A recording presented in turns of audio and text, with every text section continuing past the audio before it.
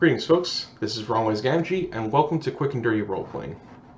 In this video, I'll talk about reining in the purity testing as a GM with regards to tabletop RPG methodology.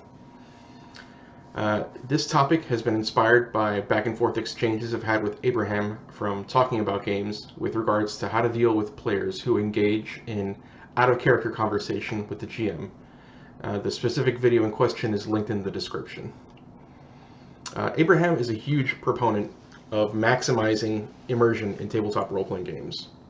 By this I mean that during the session, the GM sticks to describing what the PC sense, describing the actions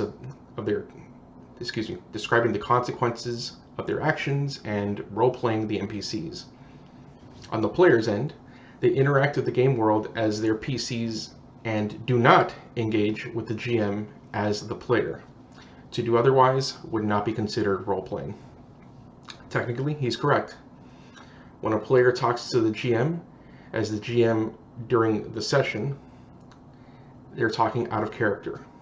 They get out of the role-playing space for whatever reason, oftentimes because they're unsure of something related to the game. As Abraham has pointed out in his various videos, these problems can be handled through role-playing. "What do I see?" can be reframed as, "I look around to inspect my surroundings." "Can I do X?" can be reframed as, "I attempt to do X." "What do I know about X?" can be reframed as, "I attempt to recall what I know about X."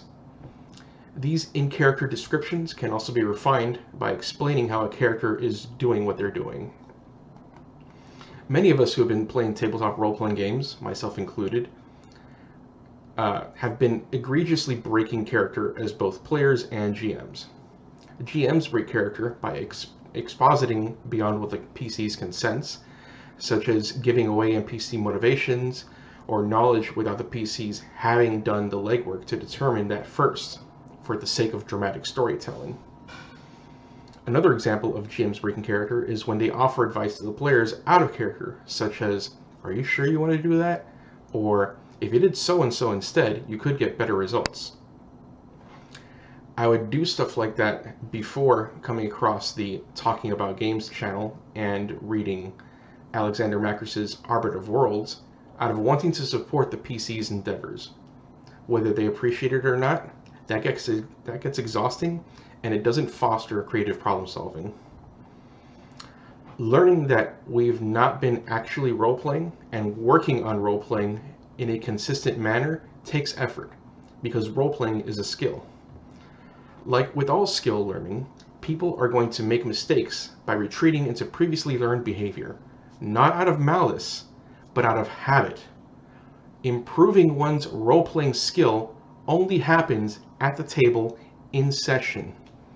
Regardless of what has been agreed upon in session 0 or any session thereafter, people who are correcting their former habits will invariably fuck up. If you happen to be a cat owner, you know that your cat or cats will sometimes do things you don't want them to do, and the first instinct is often to punish them by speaking in a disciplining manner to them. "Don't do that. Bad kitty." Cats don't understand human language, but they do understand voice tonality, inflection, and gestures. In that instance of being punished, the cat is not understanding what you're saying. They're just scared, and in time will want to distance themselves from you. Instead of punishing your cat, apply the extinction concept from applied behavioral analysis. If they're somewhere they shouldn't be, physically move the cat away from the prohibited area as many times as is necessary. The cat will learn in time that such and such places and such actions are prohibited. No reward or punishment is necessary. It is in my opinion that this same logic can apply to players who habitually break character. Simply redirect them back into the role-playing arena by telling them something like, "Reframe that question into an in-character action," or "Stay in character," or "Engage with the world as your character, not with the GM as the player," or simply, "What does your character do?" In this manner, the GM is taking on the role of a hall monitor.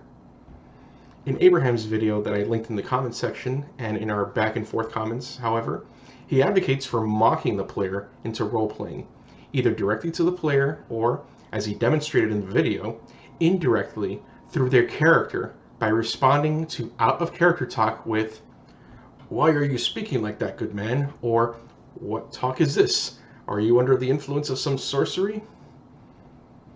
Let me make something clear. Despite talking in character, this is not roleplay. This is immature, passive-aggressive behavior. I pointed this out to Abraham, to which he responded that it's not passive-aggressive, it's direct mockery.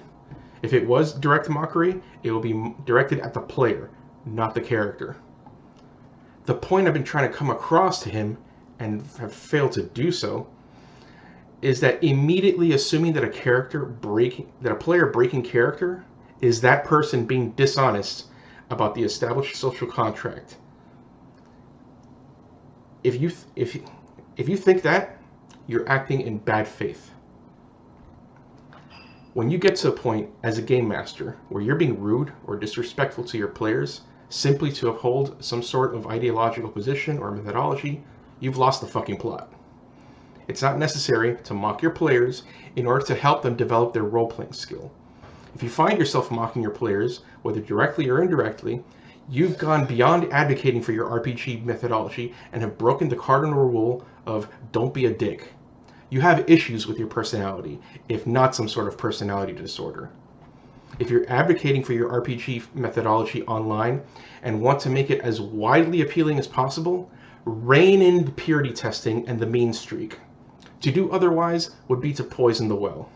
Some people actually want to poison the well in order to keep their methodology contained within an elite demographic, or pure. This is moronic, in my opinion, and it makes it harder for those who want to take the good stuff from their messaging and share it with others, because then it'll be associated with their toxic rhetoric. It happened with the men's rights movement, and it's happening within certain sects of the tabletop role-playing game hobby, such as with many users from the RPGsite.com, along with the person who runs it, RPG Pundit, Servant of Shiloh from RPG Elite, and Abraham from Talking About Games.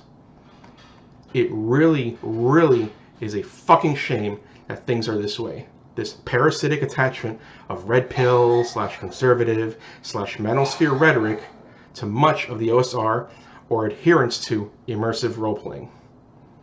It's not only absolutely not necessary, it's detrimental. The same goes for anti-white, cis, heteronormative male rhetoric espoused by folks who want to perform their progressivism so hard in the tabletop role-playing game hobby. You can have whatever political takes you want and engage with immersive role-playing without being a fucking dick. As I mentioned before, role-playing is a skill, and people will fuck up as they work on improving their ability. It's not done out of malice, and if you act like it's done, if you act like it is, and react by mocking them or kicking them out without giving them a fair shake, you're no better than a religious zealot performing a purity test, which is a repugnant behavior that can be found in any ideology. I just won't stand for this nonsense. If you like or dislike anything you've seen in this video, please give it a like or a dislike and leave a comment. Subscribe if you want to support my channel, and if you really want to support my endeavors, head over to my Patreon and become an appreciated trooper. The link is in the description. Until then, folks, take care and play to find out what happens.